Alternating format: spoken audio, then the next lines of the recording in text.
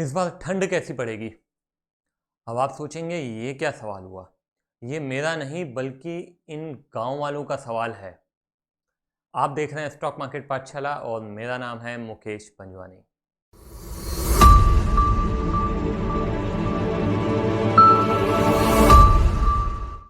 आज का वीडियो शुरू करते हैं एक कहानी से। बहुत पुरानी बात है, गांव में एक युवा व्यक्ति सरपंच बनते हैं। आमतौर पे कुछ अनुभवी और बुजुर्ग लोग ही सरपंच बना करते थे, पर इस व्यक्ति को कोई अनुभव नहीं था। ये गांव से लगे शहर से पढ़ लिख कर आया था। एक दिन हमारे सरपंच जी बरगद के नीचे चौपाल में बैठे थे और तभी गांव वाले इकट्ठा होकर सरपंच जी के पास आते और कहते हैं, सरपंच जी इस बार ठंड कैसी पड़ेगी, हमारा मार्गदर्शन करें। सरपंच जी सोच में पड़ जाते हैं। वे सोचते हैं कि भाई मुझे क्या मालूम कि ठंड कैसी पड़ेगी। उस युग में ना तो इंटरनेट होता था और ना ही गूगल। दरअसल जो अनुभवी और बुजुर्ग सरपंच हुआ करते थे, उन्हें कुछ पारंपरिक तरीके मालूम होते थे जिससे वे अनुमान लगा लेते थे कि ठंड कैसी पड़ेगी। जैसे चींटियों को देखकर, चिड़ियाओं को देखकर, जीव जंतुओं को देखकर। अब हमारे सरपंच जी को ऐसा कोई ज्ञान तो था नहीं और गांव वालों को निराश भी नहीं करना चाहते थे और उनको ये भी नहीं बताना चाहते थे कि मुझे कुछ नहीं मालूम है। उन्होंने बीच का रास्ता निकालकर कहा गांव वालों को कि आप लोग जाइए और ठंड की तैयारी कीजिए, मैं आपको बताऊंगा कि ठंड कैसी पड़ेगी। गांव वाले गांव से लगे हुए जंगल है, वहां पे लकड़ियां इकट्ठा करना चालू कर देते हैं।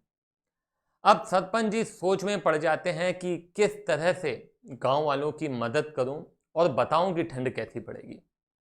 2 दिन बाद उनके दिमाग में एक विचार आता है और उनको याद आता है कि गांव से लगे शहर के कॉलेज में जहां वो पढ़ा करते थे, उसके समीप एक मौसम विभाग का दफ्तर हुआ करता था। वे तुरंत फोन डायरेक्टरी निकालते हैं और डायरेक्टरी से उस मौसम विभाग का नंबर पता करते हैं और फोन लगाते हैं और वहां पे एक मौसम विभाग के अधिकारी से उनकी बात होती है।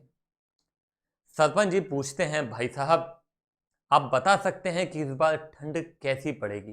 तो अधिकारी कहते हैं, भाई साहब इस बार अच्छी ठंड पड़ेगी। इतना सुनकर सरपंच जी खुश हो जाते हैं, फोन रख देते हैं और गांव वालों को चौपाल पे बुला लेते हैं। गांव वालों को कहते हैं, भाइयों आप लोग अच्छे से तैयारी करें क्योंकि इस बार ठंड अच्छी पड़ने वाली है। गांव वाले जाते हैं और जंगल में और तेजी से लकड़ियां इकट्ठा करना चालू कर देते हैं ताकि ठंड में अच्छे से अलाव जला सकें। कुछ दिन बाद सरपंच जी के मन में ख्याल आता है कि क्यों न एक बार फिर से फोन करके पूछ लिया जाए मौसम के बारे में। फिर से मौसम विभाग में फोन लगाते हैं और पूछते हैं, भाई साहब इस बार ठंड कैसी पड़ेगी? अधिकारी कहते हैं, भाई साहब इस बार बहुत अच्छी ठंड पड़ेगी। सरपंच जी फिर से गांव वालों को बुलाते हैं और कहते हैं, भाइयों आप लोग अच्छे से तैयारी करें क्योंकि इस बार बहुत अच्छी ठंड पड़ने वाली है। और अब गांव वाले फिर तैयारी में जुट जाते हैं। 2-3 दिन बाद फिर से सरपंच जी फोन लगाते हैं और कहते हैं, भाई साहब ठंड कैसी पड़ेगी? अधिकारी कहते हैं, भाई साहब इस बार जबरदस्त ठंड पड़ेगी। सरपंच जी फिर गांव वालों को बुलाते हैं और कहते हैं, भाइयों आप लोग अच्छे से तैयारी करें क्योंकि इस बार जबरदस्त ठंड पड़ने वाली है। और गांव वाले फिर जबरदस्त तैयारी में लग जाते हैं। कुछ दिन बाद फिर हमारे सरपंच जी फोन लगाते हैं, कहते हैं, भाई साहब ठंड कैसी पड़ेगी? अधिकारी कहते हैं, भाई साहब इस बार भयंकर ठंड पड़ेगी। सरपंच जी सोच में पड़ जाते हैं, कहते हैं, भाई साहब बुरा न माने तो एक सवाल पूछूं? अधिकारी कहते हैं, पूछिए। सरपंच जी पूछते हैं, आप कैसे अनुमान लगा रहे हैं कि ठंड कैसी पड़ेगी? अधिकारी कहते हैं, आपको बता रहा हूं राज की बात है, हमें कुछ नहीं मालूम है कि ठंड कैसी पड़ेगी। तो फिर क्या है कि शहर से लगा हुआ जो गांव है, वहां के लोग बहुत तेजी से लकड़ियां इकट्ठी कर रहे हैं। बस वही देख के हम अनुमान लगा रहे हैं और आपको बता रहे हैं। स्टॉक मार्केट में भी इसी तरह से बहुत सारे लोग मोमेंटम देखकर शेयर खरीदते हैं और बेचते हैं। स्टॉक प्राइस ऊपर जा रहा है तो खरीदेंगे, स्टॉक प्राइस नीचे जा रहा है तो बेचेंगे। सब खरीद रहे हैं तो हम भी खरीदेंगे, सब बेच रहे हैं तो हम भी बेचेंगे, क्योंकि भीड़ के साथ जाना हमें सही लगता है। बैन ग्राहम ने कहा है कि investors should purchase stocks like they purchase groceries. आप जब किसी स्टोर में जाते हैं और देखते हैं कि जो शैम्पू आप यूज करते हैं उस पर 40% डिस्काउंट है, आमतौर पे उस पर कोई डिस्काउंट नहीं मिलता, तो आप क्या करेंगे? ऑब्वियस सी बात है, एक के बजाय 2 या 3 बॉटल ले लेंगे। पर स्टॉक मार्केट में ऐसा नहीं होता है। जब शेयर मार्केट में सेल लगती है तो हमारी हिम्मत खरीदने की नहीं होती है, क्योंकि सब बेच रहे हैं और हम भी भीड़ का हिस्सा बन जाते हैं और जो शेयर्स हमारे पास हैं उन्हें भी इस सेल में बेच देते हैं। जिनके पास उस सेल में खरीदने की हिम्मत होती है, भीड़ से अलग चलने की हिम्मत होती है, वो बहुत अच्छा प्रॉफिट अर्न करते हैं। ये बात सुनने में बड़ी आसान लगती है, पर अप्लाई करने में उतनी ही मुश्किल है।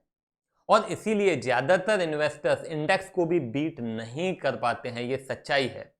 दूसरी बात जो इस कहानी से हमको सीखने मिलती है वो ये है कि जिस प्रकार से हमारे सरपंच जी ने अधिकारी से पूछा कि भाई तुमको कैसे पता कि ठंड कैसी पड़ने वाली है, उसी प्रकार से जब भी हमें लोग टिप्स देते हैं कि ये शेयर खरीद लो 3 महीने में डबल हो जाएगा, ये अगला मल्टी बैगर है, तो हमें भी पूछना चाहिए कि क्यों बढ़ेगा, आपको कैसे पता, क्या करती है कंपनी, क्या वैल्यूएशंस हैं, क्या फाइनेंशियल्स हैं कंपनी के। ज्यादातर लोग आपके इन सवालों के जवाब नहीं दे पाएंगे।